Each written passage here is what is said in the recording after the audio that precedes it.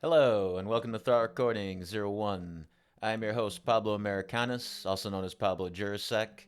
I expect this format to start out rather awkward at the beginning and get more refined over time as I keep doing different recordings.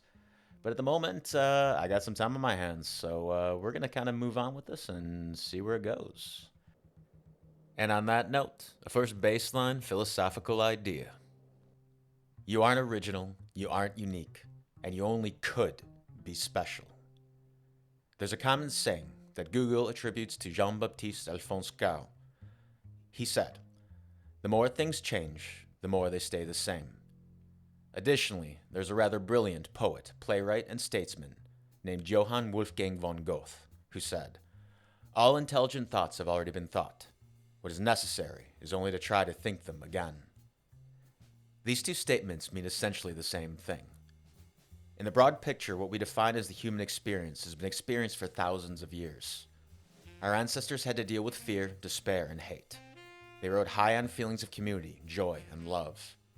They partook of various chemicals that dampen the worst feelings and extend the best ones.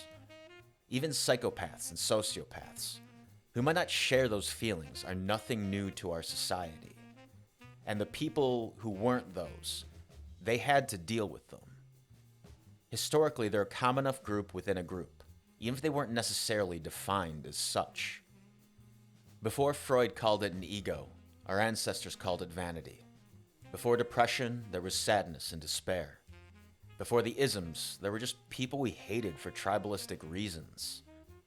There were people we distrusted for quick, oversimplified, but necessary judgments. The point I'm trying to make is that the world might change. How we experience that change doesn't. All living creatures have very basic and universal needs. You could be a nematode or a chimpanzee, and there still remains a degree of familiarity there. Humans have those same needs, with an added degree of complication. But those complications are rooted in very basic things. And when you understand what those very basic things are, it becomes easier. Not necessarily easy, mind you, to understand those complicated things. So I guess the idea of this channel right now is to start with very basic philosophical concepts, elaborate on them, and slowly work my way towards concrete applications.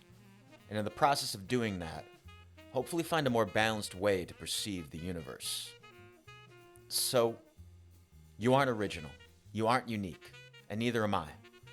I'm just another guy spotting his long reflected thoughts into a microphone, reading off the script he wrote. Maybe I'm special. Maybe you're special. I don't know. But at the moment, I have the time to do this. So hopefully you'll ever come along with me for a little bit, and hopefully I can entertain you for just a little bit. Let's see what happens. Discussion of the yin yang forthcoming, and how it doesn't represent historically what is generally held to represent presently in pop culture. Until then, adios.